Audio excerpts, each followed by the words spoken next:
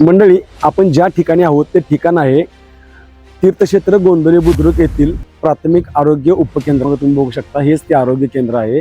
आणि आज महाराष्ट्र दिन संपूर्ण राज्यात साजरा करण्यात आला. 1 मे 1960 रोजी महाराष्ट्र राज्याची निर्मिती झाली आणि या महाराष्ट्र राज्याच्या निर्मितीनंतर खरं तर महाराष्ट्र दिन भाषिक तत्वावरती वेगळा झाला आणि या दिवशी ध्वजारोहण करण्याची पद्धत सुरू झाली.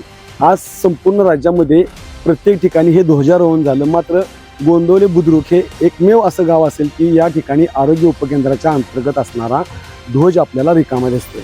आपण पलीकडे बघू शकता, तिथं ग्रामपंचायतीचा ध्वज डौलात फडकतोय. मात्र याच ठिकाणी आरोग्य विभागाच्या वतीनं ज्या ठिकाणी ध्वजारोहण होणं आवश्यक होतं त्या ठिकाणी ध्वजारोहण झालेलं नाही.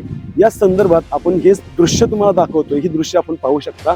या ठिकाणी असणारा ध्वजाचा स्तंभ तो पूर्णपणे मोकळा आहे. याबाबत आज सकाळी मी याच ठिकाणचे स्थानिक सरपंच असतील, उपसरपंच असतील, ग्रामसेवक असतील, या सगळ्यांशी संपर्क साधला. मात्र या उपकेंद्रामध्ये असणारे CHO समुदाय आरोग्य अधिकारी आणि आरोग्यसेवक या 2 पोस्ट इथं अधिकृतपणे दाखल आहेत. या दोघांनीही ध्वजारोहणाला थांबायला आवश्यक होतं, कारण या दोघांनाही प्रभारी तालुका वैद्यकीय अधिकारी यांनी लेखी आदेश काढले होते ध्वजारोहणासंदर्भात. मात्र या दोन्हीही जे अधिकारी आहेत त्यांनी ध्वजारोहणाला न उपस्थित राहता किंवा ध्वज न फडकवता तिथं गैरहजेरी लावलेली आहे. त्यामुळे या ठिकाणी ध्वजारोहणाचा अवमान झाल्याचा प्रकार आणि हा गंभीर प्रकार आहे. आपण मुख्यतः करून या संबंध असणाऱ्या अधिकाऱ्यांशी संपर्क साधलेला आहे.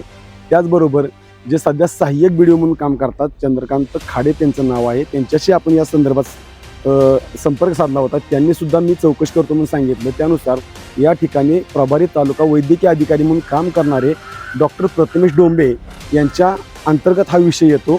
यांच्याशी आपण संपर्क साधला की या ठिकाणी ध्वजारोहण झालेलं नाही आहे किंवा या ठिकाणी ध्वजारोहण करण्यासाठी जे अधिकारी आणि आरोग्यसेवक उपलब्ध असणं आवश्यक होतं ते इतर ठिकाणी ग्रामपंचायतीच्या पुढे जो ध्वजारोहण झाला आहे तिथं उपस्थित असणं आवश्यक होतं. मात्र ते कुठल्याही ठिकाणी न ध्वजारोहण करता गैरहजर राहिले.